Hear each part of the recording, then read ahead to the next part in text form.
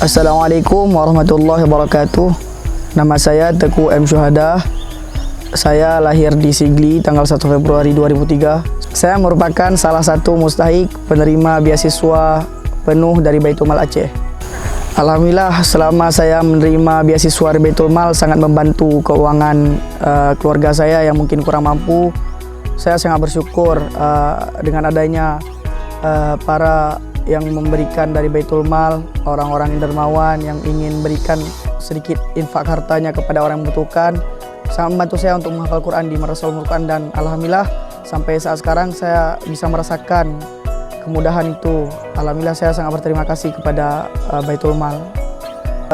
Karena saya dibiayai oleh Baitul Mal Aceh, saya sangat banyak prestasi yang saya dapatkan di Aceh. Mungkin saya merupakan juga juara 2 MHQ nasional di Bogor Darul Hufaz Indonesia, dan saya juga merupakan perwakilan Duta Aceh di PTQ RRI Nasional tahun 2021 di Palembang. Juga saya merupakan Duta Aceh di STQ Nasional di Maluku Utara tahun 2021 cabang 20 juz. Kemudian alhamdulillah saya juga berkat saya bisa menghafal Quran ini, saya juga dipercayakan untuk menjadi muhafiz atau pengajar penerima setoran di Darul Quran Aceh. Terima kasih Baitul Mal Aceh.